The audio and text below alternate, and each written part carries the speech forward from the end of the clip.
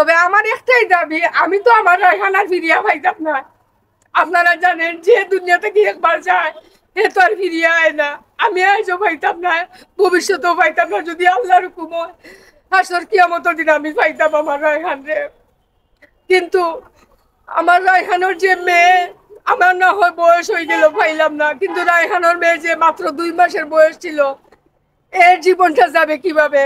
এখনো যখন আসা জিজ্ঞাসা করে আব্বু কোথায়, তখন আমি তো কোনো উত্তর দিতে পারি না। আজ 5 বছর ধরে আমরা রাহানোর আম্মার সাথে আমি যাই আই, মানে আমরা জুতাও কই হয় আর কোনো কিছু নাই, আজকে না কালকে না এরকম করি, তারিখ যা আর তারিখ যা আর আজকেও ডেট কালকেও ডেট করা। কিন্তু এই 5 বছর ধরে আমরা কোর্টে আর বাড়িয়ে চক্কর দিলাম। আর আপনারা দেখরা হয়তো বা রাহানোর মার অবস্থা আর 5 বছর আগে কি অবস্থা আছিল। একমাত্র খালি তান ফুয়ার কারণে তাই খানতে খানতে অতটুকু পর্যন্ত আইছে, যার প্রমাণ আপনারা পাইরা। এখন আমরা আশা হইল গিয়ে আমরা বিচারটা পাইতাম। অন্তর্বর্তী সরকারের খালো মানে বিগত সরকার যে আছিল তার তো সরকারের খবর জানেন আপনারা সবাই। এখন আমরা কত হইল গিয়ে আমরা এখন বিচারটা পাইতাম খুব দ্রুত। মানে আমরা বিচারটা আমরা হইল গিয়ে ফাঁসি দাবি, আমরা আর কোনো কিছু দাবি নাই। তারা আমরা টাকা দাবি করছিল দিত, 50 লাখ পর্যন্ত তারা আমরা দাবি করছে, আমরা চাইছি না। আমরা টাকার দোকান নাই, মানুষ নাই, টাকা দিয়ে কিতা করতাম আমরা। এখন আমার কথা হইল গিয়া আমি আমার বোন ভূতর বিচার পাইতাম। আমরা দাবি, আমরা একমাত্র দাবি হইল গিয়া যারা খুনির সাথে জড়িত আছিল, এই আকবর তার সাথে যেগু যেগুলো আছিল সব প্রিন্তর আমরা ফাঁসি দাবি চাই। তার বউ মাত্র 20 বছর বয়স ছিল, এই মেয়েটা কিভাবে তার জিন্দেগানি যাবে?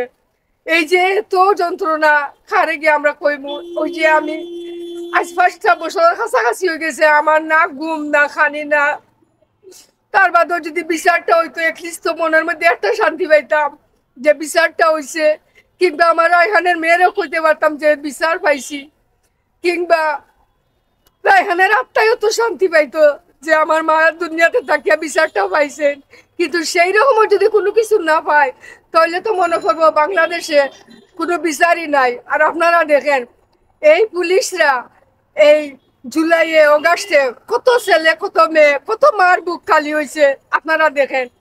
আর এই বিগত সরকারের আমলে এই পুলিশরা রাতে সব পাওয়ার দেওয়া হয়েছিল, যার কারণে এই পুলিশরা মানুষদেরকে নিয়ে যেন তো হেস্ত নেস্ত করছে। আমার রায়হান রে তার কাছ থেকে বাইরে ছিল, কাছ থেকে বারণির পরে আমার রায়হান রে দরিয়া নিয়ে তারা 10,000 টাকা দাবি করছে। এই 10,000 টাকা নিয়ে আমরা লইয়া যাইতে যাইতে তারা মারিয়া তারা মেডিকেলে নিয়ে রাখলো। কিন্তু এটা যদি বিচার হইতো তাহলে অনেক আগেই বিচার হয়ে যেত। বিগত সরকারের আমলে বিচার শুধু হাসিনার বাপের যে খুনির গুলা ছিল এদের বিচার হয়েছে, কিন্তু আর কোনো মানুষের বিচার হয় নাই। কত মানুষ কত ছেলে পেয়ে এইরকম অনর্থক ভাবে পুলিশে মারিয়া ফেলাইছে, কেউ মুখ খুলে নাই।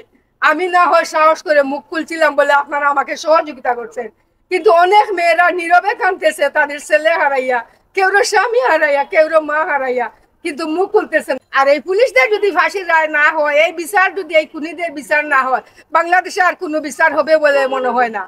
আর যদি তারা বিচার না করেন খুনিরা, তাহলে আমাকে নিয়ে তারা ফাঁসি দিয়ে দাও, আমি প্রস্তুত আছি। আর আপনাদের কাছে আমি সহযোগিতা এটাই চাইবো, যতদিন পর্যন্ত এদের বিচার না হয়, ওদেরকে ফাঁসি দেওয়া না হয়, অতদিন আপনারা রাজপথে থাকবেন। আমিও যেইভাবে আছি আপনারা আমাকে সহযোগিতা করবেন।